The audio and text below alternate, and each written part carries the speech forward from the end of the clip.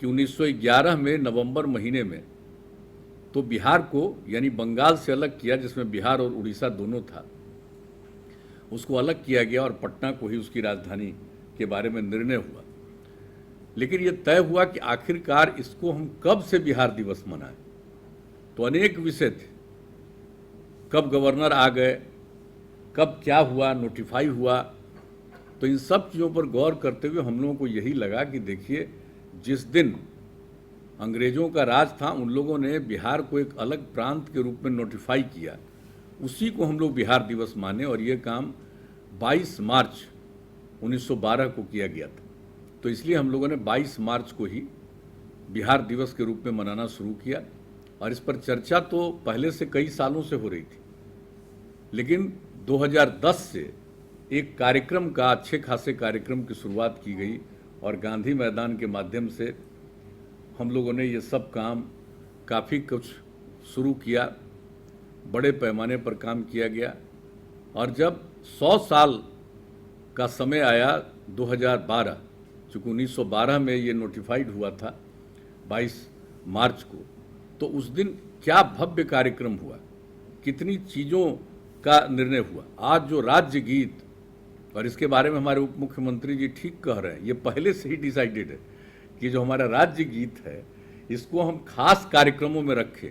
कई साल तक खास कार्यक्रमों में रखा जाता था, पढ़ा जाता था, लेकिन इधर ये काम धीरे धीरे लोग भूल गए।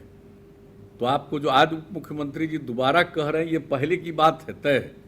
तो हम तो ये कहेंगे सब लोगों को, हमारे सब लोग बैठे हुए, मुख्य सचिव बैठे हुए हैं, विकास आयुक्त बैठे हुए हैं, और जो जिम्मेवारी शिक्षा विभाग को दी गई कि बिहार दिवस का आयोजन शिक्षा विभाग के माध्यम से। आखिर शिक्षा विभाग को क्यों तय किया गया?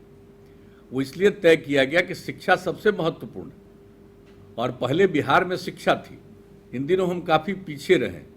तो इसीलिए शिक्षा विभाग को ये जिम्मेवारी दी जाए और इसको बड़े पैमाने पर नई पीढ़ी के लोगों को ये जानकारी दें।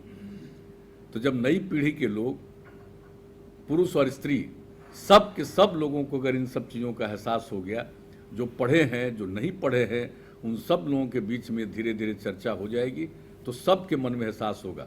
और आप जान रहे हैं, अब तो बिहार दिवस आप जान लीजिए, सिर्फ बिहार में नहीं, बिहार के बाहर दूसरे प्रांतों में, और यहाँ तक कि दूसरे देशों में जहाँ बिहार के लोग रहते हैं वहाँ बिहार दिवस मनाते हैं। और आज कितनी खुशी की बात है कि आज के बिहार दिवस के अवसर पर आदरणीय राष्ट्रपति जी ने, आदरणीय प्रधानमंत्री जी ने भी बिहार को शुभकामनाएं दी है बिहार दिवस के अवसर पर। तो आप समझ सकते हैं कि बिहार दिवस का कितना महत्व है। सब लोगों ने इनको स्वीकार किया। कोरोना जो आ गया, अभी हम लोगों ने पूरे मीटिंग की, हर जगह के डीएम, एसपी, सब लोगों के साथ मीटिंग हो गई, अब पूरा डिटेल चर्चा हो गई। एक एक बात हम लोगों ने कह दिया सचेत करने के लिए। ये जो होली का समय है, इसको सार्वजनिक रूप पर लोगों को हाथ जोड़ करके प्रार्थना करिए कि मत करिए, क्योंकि मान लीजिए हमारे यहाँ तो कम है, लेकिन अपने यहाँ भी थोड़ा बढ़ने लगा, अपने यहाँ भी बढ़ने लगा। 300 से नीचे थे अफेक्टेड लोग, अब बढ़ करके हो गए हैं 500 से ऊपर, बढ़ रहा, बढ़ने लगा है। बाहर से भी लोग आते हैं, स्वाभाविक रूप से अपने घर में आते हैं, उसको बेचारे को क्या पता है कि उनको है। जब टेस्ट होता है तो पता चलता है कि पॉजिटिव, ऐसे क्या मालूम। लेकिन अगर बहुत बड़े स्तर पर नहीं करेंगे, सार्वजनिक लोग पर नहीं जुटेंगे, तो बचेंगे। और देख लीजिए 8 राज्यों का क्या हाल हो रहा, कितना बढ़ रहा। महाराष्ट्र की क्या स्थिति हो गई है, जरा इस बात को जानिए। शायद जितना पहले नहीं हुआ था उतना अब हो गया।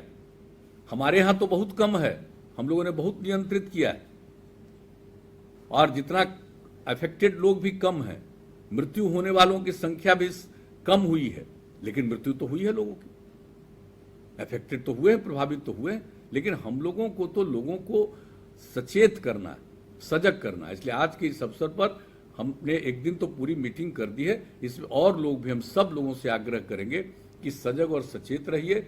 दूसरे कई देशों में बढ़ने लगा, अपने देश के कई राज्यों में बढ़ने लगा, हमारे यहाँ भी थोड़ा थोड़ा बढ़ने लगा। तो हम लोगों को सचेत रहना है, और सचेत रह करके इन सब चीज़ों पर जरूर एकदम बिल्कुल काम कीजिए संक्रमण की स्थिति में। तो ये हमारा आप सब लोगों से आग्रह है।